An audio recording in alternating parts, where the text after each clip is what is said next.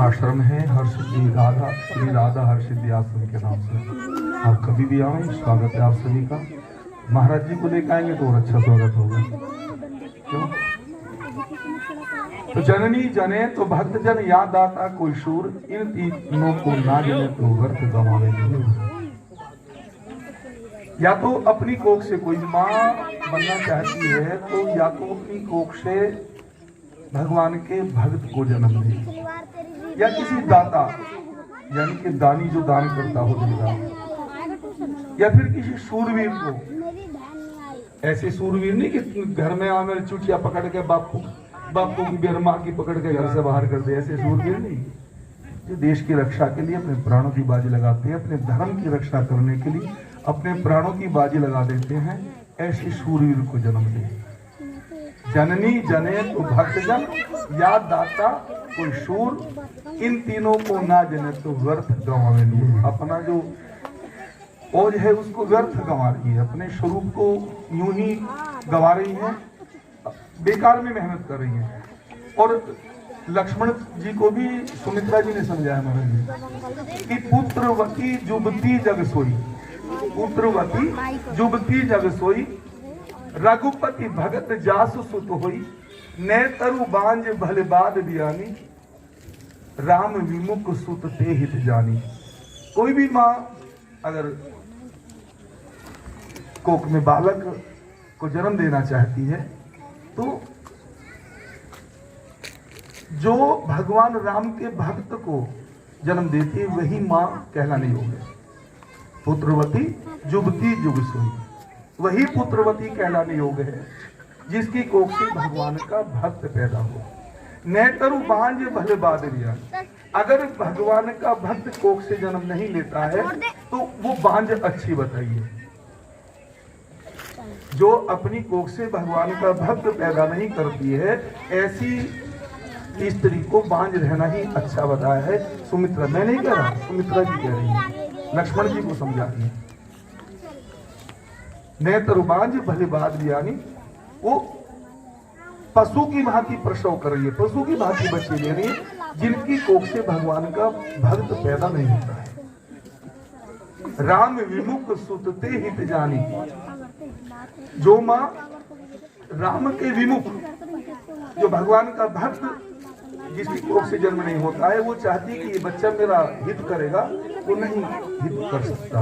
वो बालक तो निश्चित आने वाली पीढ़ी को भी बर्बाद कर देगा, और जाने वाले जो जा चुके हैं पितृ देवता जो देवलोक में बैठे हैं वो भी नरक में आ पड़ेंगे।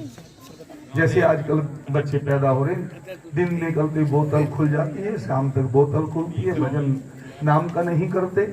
ऐसे बालकों से तो माँ ना बने तो अच्छी बात है। मैं नहीं कह रहा, ये बात सुमित्रा जी ने कही है।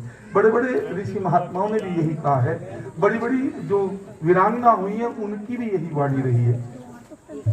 तो आप सब भाग्यशाली हैं। एक तो पहली बात, भगवान के परम भक्त अजर सिंह अजरदास जी हैं आजकल, तो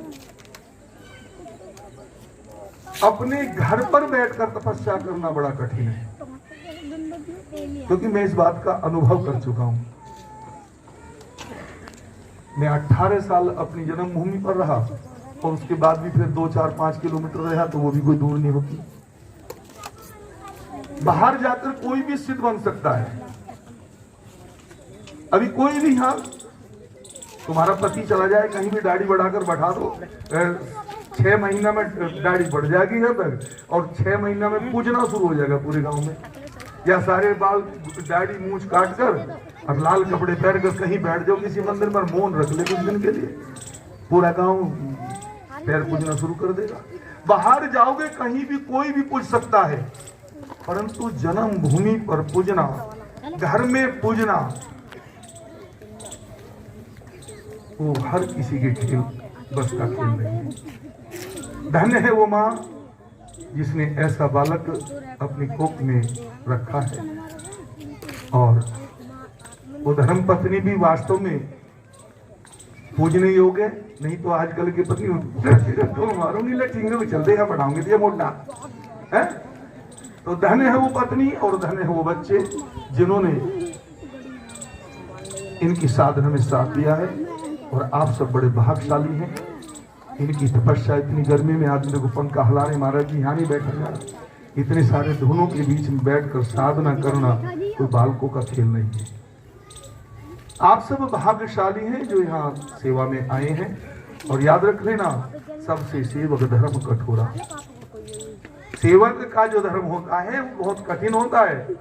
खाली उसको सेवक नहीं कहते, हे बाबा जी मैं बहुत परेशान हूँ, हे बाबा जी मैं मर गया, हे बाबा जी मेरा उद्धार कर दे, और उसका तो उद्धार हो जाए, बाबा जी उद्धार में पड़ा रहे। उसका तो उद्धार कर देगा उसके दो आंसू देखकर, परंतु बाबा जी उद्धार में पड़ा रहे। याद रख लो, ऐसे भक्तों का कुछ दिन कल्याण होता है, कुछ दिन भला होता है। जो कुछ दिन आए, 2-4 दिन कोई आशीर्वाद मिल गया और फिर बाबा की तरफ देखे न जाकर। कितनी कठोर तपस्या करके आपको आशीर्वाद देने के लिए बैठे। देखो तुम कोई सा धूम में बैठते हो, जिन्होंने कंडे रखे होंगे, जिन्होंने सेवा, उनसे पूछ उनका क्या हाल होगा। अभी कह रहा है, बात तो था आपका चला कि देखिए कपड़े कैसे हो रहे, गंदे कपड़े हो रहे। तो बड़ा कठिन काम है। जिन्होंने कंडे या सामग्री दी होगी उनको पूछो क्या हाल हो रहा होगा उनका। कितनी कठोर तपस्या। और अभी थोड़ी देर में गद्दी में बैठेंगे, आशीर्वाद में सबको बांट देंगे। जो कमाया तुरंत हाथ के हाथ बांट देंगे और तुम लेकर चुप अपने घर चले जाओगे। और जिसका नंबर, अभी इतनी सारी पब्लिक आ रही है, सबसे एक साथ बात नहीं कर सकते। एक दो से बात नहीं हुई हो पाई, भैया बाबा जी तो मोटे मोटे नोट जो चढ़ावे उसी से बात करें। कितनी सारी बात सुननी पड़ती है। और किसके लिए कर रहे इतनी साधना? ये अपने परिवार के लिए नहीं कर रहे, ये आप लोगों के लिए। आप लोगों को तन से, मन से, धन से, हर प्रकार से सहयोग करना चाहिए। आप बड़े भाग्यशाली हैं। जो कुछ ये पाठ पूजा बता रहा हूं उसे नियम से करोगे तो मैं दावे के साथ कहता हूँ आप सबका भला निश्चित होगा। जो भी पाठ पूजा बताएं उसको नियम के साथ आप करेंगे। बहुत लोग कहते हैं मुझे 41 दिन हो गए जाते, 1 महीना हो गया, 1 साल हो गया, मेरा मनोरथ पूर्ण नहीं हुआ। किन लोगों का मनोरथ पूर्ण नहीं होता? या तो पिछले जन्म के बहुत बड़े पापी हैं वो लोग, या तो पिछले जन्म के बहुत बड़े पापी हैं, उनका पाप कटने में समय लग रहा है, या फिर बहुत नंबर 1 के आलसी, कामचोर, कंजूस, मक्खी चूस है। उन्हीं लोगों का भला नहीं होता। और वही लोग सबसे ज्यादा निंदा करते हैं। जो याद रखना, दरबार में आकर अगर तुम किसी की भी निंदा करोगे, चाहे पड़ोसन की करो, चाहे पड़ोसी की करो, चाहे अपने घर वाले की करो, चाहे अपनी घरवाली की करो, चाहे महाराज की करो, चाहे किसी और की करो, अगर निंदा करोगे तो तुम्हारे जन्मों के पाप नष्ट हो जाएंगे। निंदा करने से पाप नष्ट होते हैं और एक अच्छे काम में सहयोग देने से, निंदा करने से पुण्य नष्ट होते हैं। मैं गलत कह गया, निंदा करने से पुण्य नष्ट होते हैं। और किसी एक अच्छे कार्य में सहयोग देने से, जैसे महाराज जी तपस्या कर रहे हैं, आप कुछ भी नहीं कर सकते, इतनी दूर से भगता रहे, कोई क्या लगा कर बैठ गया अपने घर के बाहर। जिसकी जैसी सामर्थ्य है, सामर्थ्य से भी ज्यादा बढ़ चढ़ कर आप अगर सहयोग करेंगे तो जितनी तपस्या का फल इनको मिलेगा उससे ज्यादा आपको मिल जाएगा। जितनी तपस्या का फल आपको मिलेगा, इनको मिलेगा, उससे ज्यादा आप लोगों को मिल जाएगा सेवा करने से। जैसे हम इन्होंने महात्माओं को न्योत रखा है, और महात्मा पता कितने महंगे पड़े। जो महात्मा जितनी दूर से आएगा उसका किराया देना, चाहे हवाई जहाज से आया है वो, चाहे गाड़ी से आया है, उसका खर्चा देना, उसके साथ में 2, 4, 5, 10 होंगे उनको खूब अच्छी दक्षिणा देना।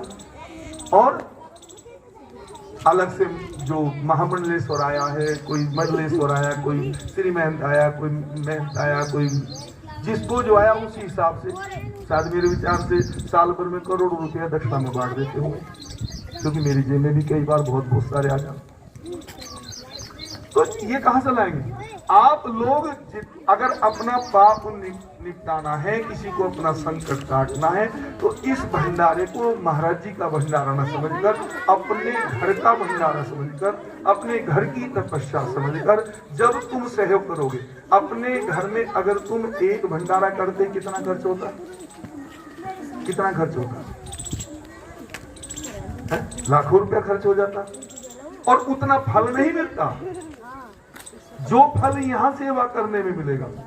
क्योंकि यहाँ एक साधु तपस्या कर रहा है, वो ये बहुत सारे साधु आएंगे। संत मिलन जो चालिए तज माया अभिमान, संत मिलन जो चालिए तज माया अभिमान, जो जो मिलन को पग धरे कोटिन यज्ञ समान, जो जो मिलन को पग धरे कोटिन यज्ञ समान। संत से जब मिलने के लिए जीव चलता है तो एक एक कदम करोड़ों यज्ञों का फल देने वाला है। संत मिल जो चालिए तज माया अभिमान, माया और अभिमान को छोड़कर। मैं तो बहुत बड़े घर का आदमी हूँ, मैं तो बहुत बड़े घर की बहू, मैं झाड़ू कैसे लगाऊंगी, मैं नीचे कैसे बैठूंगी, मैं नीचे कैसे बैठूंगा, ये सब अहम छोड़कर केवल एक सेवक बनकर जो दरबार में आता है, संत के दरबार में आता है, जो जो मिलन को पग धरे, जो जो मिलन को पग धरे कोटिन यज्ञ समान। जितने पग तुमने संत से मिलने के लिए रखे हैं वो करोड़ों यज्ञों का फल देने वाले हैं। एक संत से मिलने के लिए जब करोड़ों यज्ञों का फल मिलेगा, जहाँ सैकड़ों हजारों संत आएंगे, उनका तुम दर्शन करोगे तो कितने यज्ञों का फल मिल जाएगा। घर में एक छोटा सा हवन करते हैं तो इसमें सुख शांति मिलेगी। इतने बड़े यज्ञ में अगर आप आहुति देंगे, इतने बड़े यज्ञ में आप अगर तन से मन से धन से सेवा करेंगे, मैं विश्वास के साथ कहता हूँ, आप अनुभव करके देख लेना। जो जो सबसे ज्यादा दुखी है या बहुत दुखी है, कौन कौन दुखी है, हाथ उठा कर। घर में समस्या लेकर या कौन कौन आए, जो जो अपनी समस्या लेकर आए वो हाथ उठाओ। सारे लेकर आए जी, ये सारे दुखिया भरो दुखिया सब सुनता। अगर तुम अपना दुख दूर करना चाहते हो तो अब लगाओ, एक हवन घर में करोगे तो कितना खर्चा आएगा। और कल तुम्हें ऐसा हवन करने का अवसर मिल रहा है, आप जी खोलकर महाराज जी का सहयोग करो। मुझे कमीशन नहीं दिया उन्होंने, कभी सोचा मैं इसलिए कह रहा हूँ कि मुझे कमीशन मिल रहा होगा, कुछ मुझे कोई कमीशन नहीं मिला। मैं तो मंगलवार का दिन है, वहाँ मंदिर में आज मंगल को भीड़ रहती है तो मैं यहाँ बैठा हूँ, और मुझे रात को ही बस लेकर गोवर्धन जाना, गोवर्धन की तैयारी करनी है। परंतु महाराज जी से मुझे दिली प्यार है, और प्यार भी किस लिए, इनकी साधना तपस्या और संत सेवा को देखकर। हमारे क्षेत्र में आज की तारीख में इनसे बड़ा तपस्वी कोई नहीं है, इनसे बड़ा साधु सेवक कोई नहीं है। इतनी साधु सेवा करते हैं, इतनी साधु सेवा करते हैं। और देख लेना आप, मैं आया हूँ, मुझसे ज्यादा तपस्या करते हैं।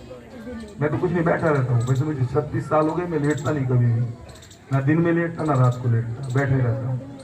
परंतु ये इतनी तगड़ी तपस्या कर रहे हैं, इतनी साधना मैंने कई बार साथ भी रहकर देखा। हमारे कुंभ में भी, कुंभ में जो हमारा कैंप लगता है उसमें भी कई 7-10 दिन रहे थे, तो वहां भी इनकी साधना तपस्या देखी। इतनी तपस्या करना, और आपने देखा मुझे देख के गद्दी छोड़कर खड़े हो गए।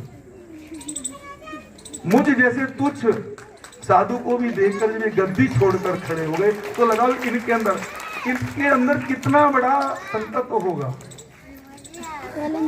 कितना बड़ा संतत्व हो। नहीं तो मैं तो तपस्या कर रहा हूँ भाई।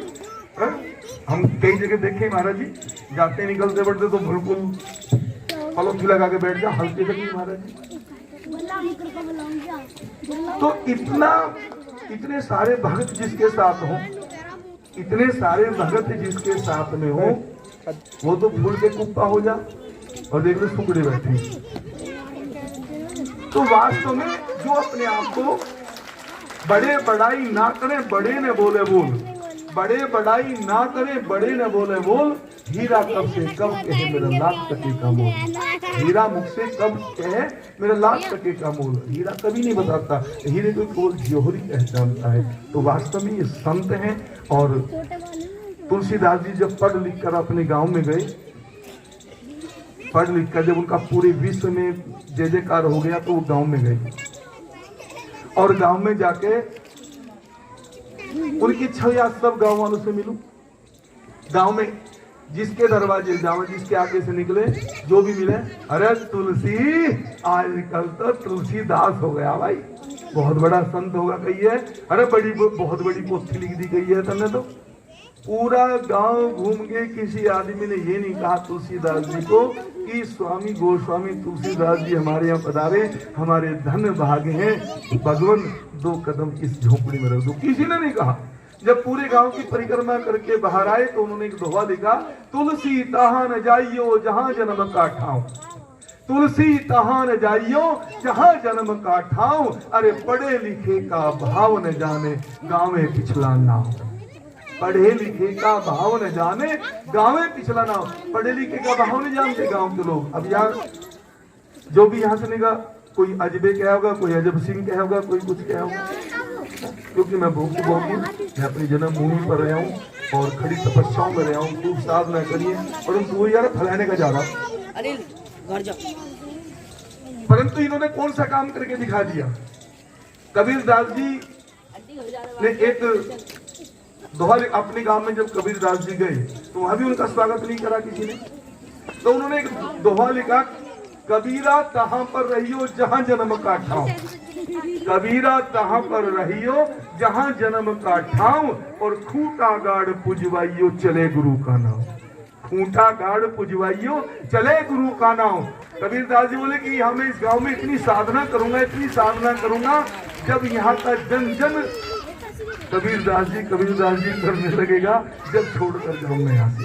तो अजबदास जी ने भी वही काम करके दिखाया, कबीर जी वाला। खूंटा गाड़ कर पुजवा कर अपने आप को दिखा दिया है। इतनी तपस्या साधना हर कोई गांव में नहीं कर सकता, इतनी भीड़ गांव में इकट्ठी कोई नहीं कर सकता। ये इनकी साधना का परिणाम है। और मैं तो पिछली बार भी कहकर गया था ये, परंतु किसी के भकावे मारे हैं। मैं तो इन्हें बालाजी धाम देने को तैयार हूँ, कल ही जाकर वहाँ बैठ जाए। चाबी ना मैं अपने पास रखता, इनको इसको। पिछली बार भी मैं कहकर गया था कि अब यहाँ का चक्कर छोड़ो, वहीं करो साधना, और वो आश्रम तुम्हारा और तुम्हारे गुरु महाराज का, तुम्हारे चेले चप्टों का। और काफी बड़ा आश्रम है, छोटा मोटा नहीं है।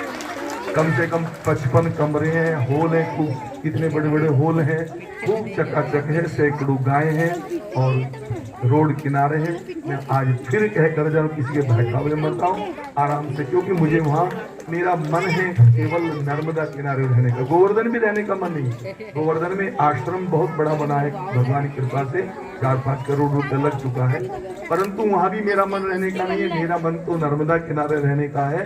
तो आप आए, स्वागत है। और फिर मैं दोबारा कह रहा हूँ, दोबारा कहूँगा नहीं, आप आश्रम यहाँ का चक्कर छोड़ो और वहाँ आराम से बैठो।